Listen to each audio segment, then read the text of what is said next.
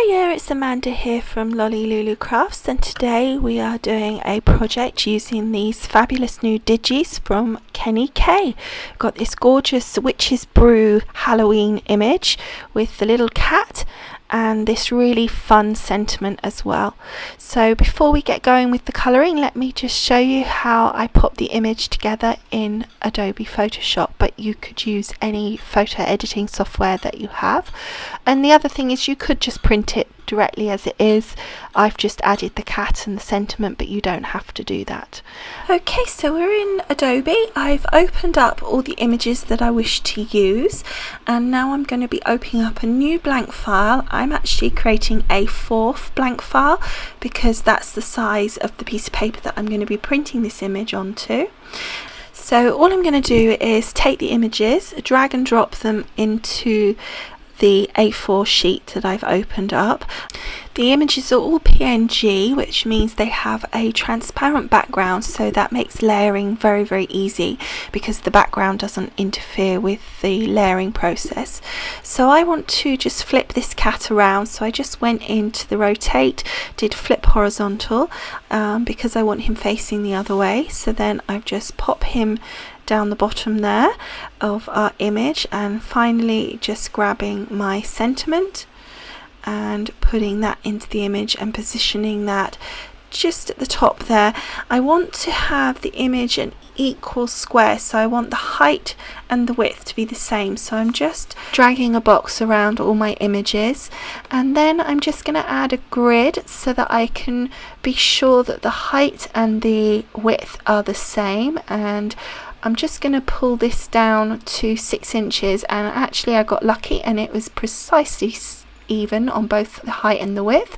I've dragged it up to 7x7s because I want my final card to be 8 inches square. Then I just print the image out and I leave it overnight to make sure that the ink is completely dry before I colour it with Copics, because otherwise you can get a little bit of smudging with the colouring. Okay, so let's now get on and colour this image in. Okay, so as always I am starting with the skin, and the combination that I like to use is E000, E00, E21, E11, E04 and a little blush in the R20. So I've started off putting my paler shades down, then I put a little bit of shadow mapping using the E11, and then I've gone up to my darkest colour of E04 and popped that in, and then gone down the shading, gradually just pulling that colour out, softening it down, and then you'll basically go back to the beginning and re-layer it up. Now we're just putting the blush in on her cheeks and just blending that out, and then we're doing the rest of the skin, which is her hands and those little bit on her legs there. Now you might choose to put sort of colour on the legs as if she's got tights or stockings going all the way up. I decided that she had bare legs. And all you're wanting to do is just add the darkest colour where you would anticipate there to be shading, such as where the brim of the hat overhangs, where her legs cross, etc. So now I'm doing her hair, and I'm going for oranges on her hair this time. And on all these colours I will list them in the blog post, so again just click the link below this video and it will take you across. So we're starting with the palest shade, and then I'm going straight in with what was initially my darkest shade and just adding in where I think the sort of dark shadow areas would be. So most of that has been drawn in by the artist, so it's pretty simple to know where to put that shading. You just follow those lines and then work your way out really, and just add a little bit sort of more depth around each of those with each colour. And with the hair you're wanting to go a little bit more streaky rather than blending it in. You can go for a more blended look, but I think it looks quite effective if you have a little bit more lines showing when you colour that in. Now this one's quite an orange colour, but it just lifts that and then the softer colour just comes in and just blends. Having said not to blend, but it kind of just softens it, I suppose. And then we go back to the beginning and just bring in the darker colour again. And I just thought it would be really fun to use an orange in her hair, just because being a witch, sort of those sort of orange, green and purple is a real typical Halloween colour, so I just thought it'd be really cool. Now I decided, having done all of this, that I really needed just to bring in a little bit more depth to those shadows, so I just brought in that slightly darker shade of the E29, and then I've just gone back down the colour order just to blend that back out a little, and then just going through with my blender pen just where there was a little few pieces that went over the lines. So that's her hair done. So now just doing her eyes, and believe it or not, even on such a small area we're using 3 tones, because as you can see it's really effective just bringing that colour through, and it gives a really nice look. And then just adding in the multi-liner there around the edges of her eyes to make it look like she's got eyeliner on, and then just adding a little bit of lashes as well. And then for her lips, I'm just taking up a shade on her red of her hair, so just adding that R27 into the same oranges that we used on her hair, just to bring that colour in. And then on the brim we're using the purple, so I said I want to use sort of the purple, the green and the orange. So on the brim I'm just going for, on the band of the hat rather, I'm just using the purples.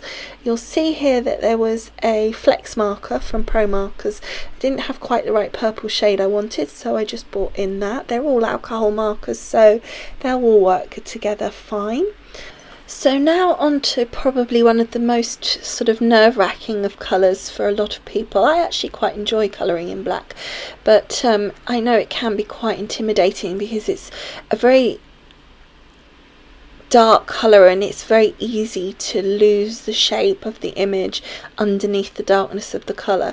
But also a lot of people are afraid that to do the light and shade with it, and I think that's the problem. But you have to be careful to make sure that when you are doing the light and the shade that you actually end up with a black hat, in this case with shading and lightness, rather than a grey hat with darker shading. At the moment, as you can see, it looks like a grey hat with darker shading, so I'm just continuing building up my layering and blending those colours through so that we make it into a black garment rather than a grey garment. But you can literally have pieces that are as bright white as white in there if you want to really lift it.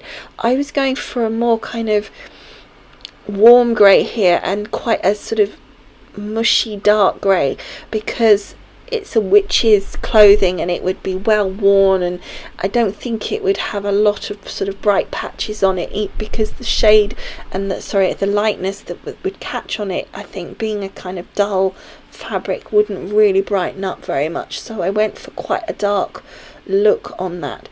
But you'll see here with the cauldron that I've got a much larger area that is lighter, and you'll see that slight difference. So all we're doing is we're going around the edges of the whole of the cauldron in the black, and also where the chains etc are overlapping, we're just going around those because they would create their own natural shading.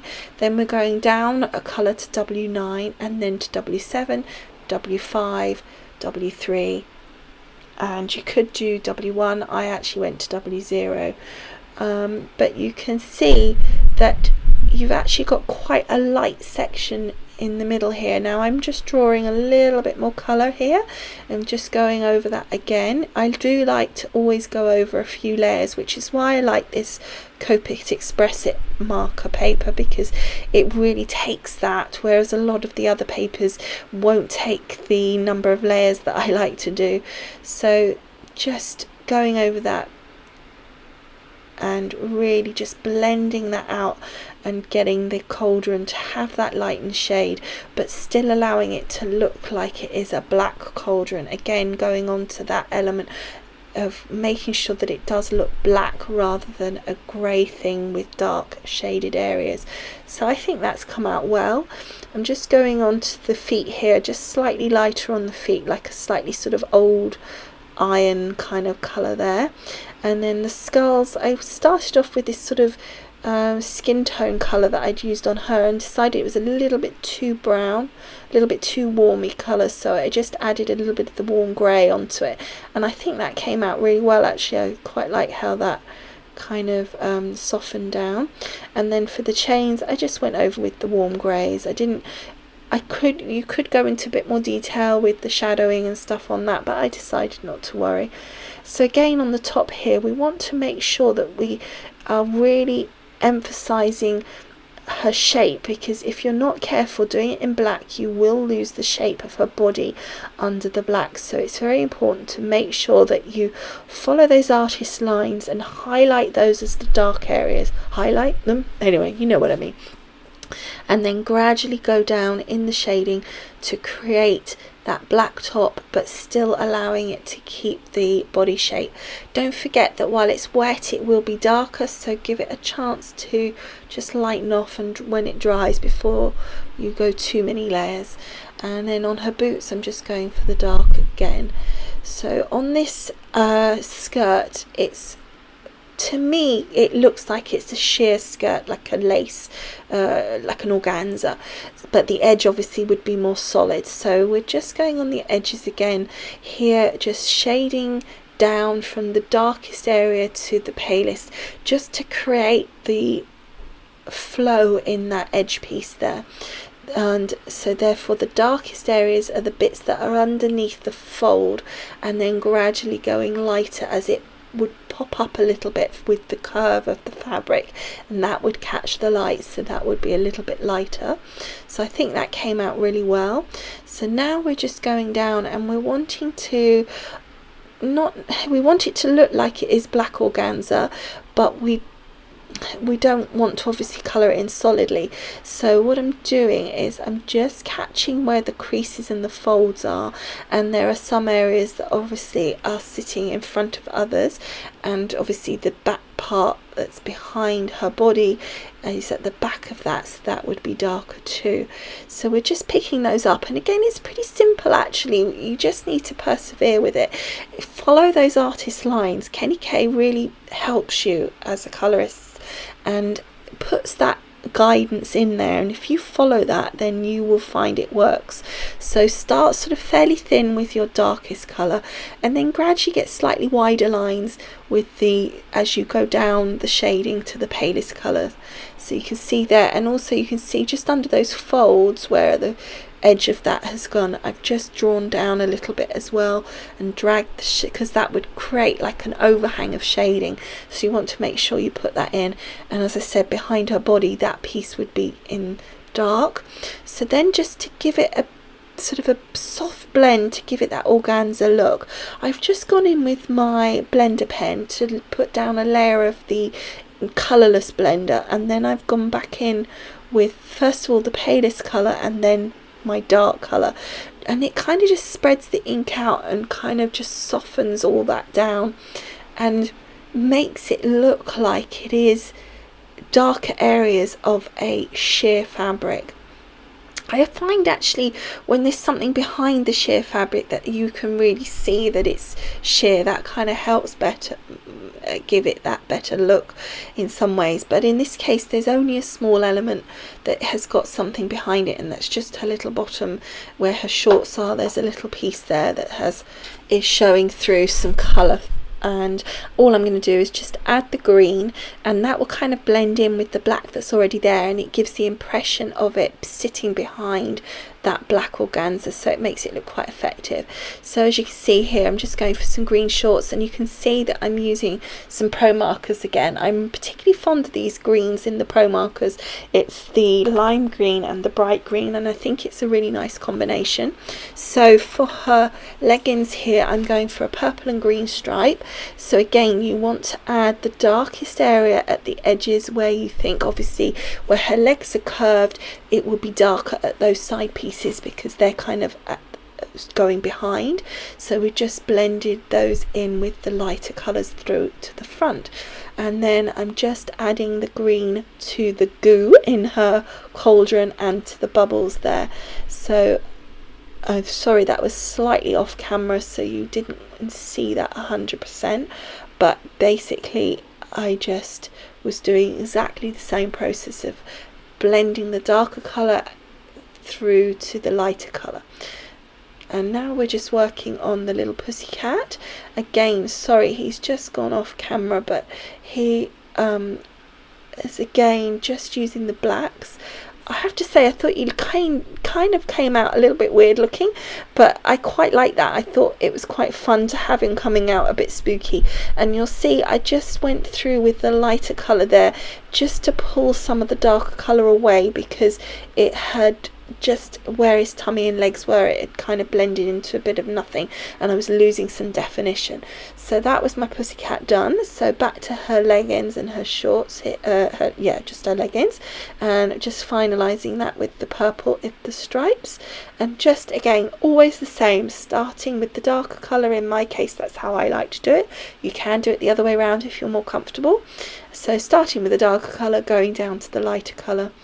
And now the last element is the stirring stick, or the staff that's presumably would be her wand, and I'm just using some black dark browns and things there for that. And then finally just a bit of grey on the floor to ground the image.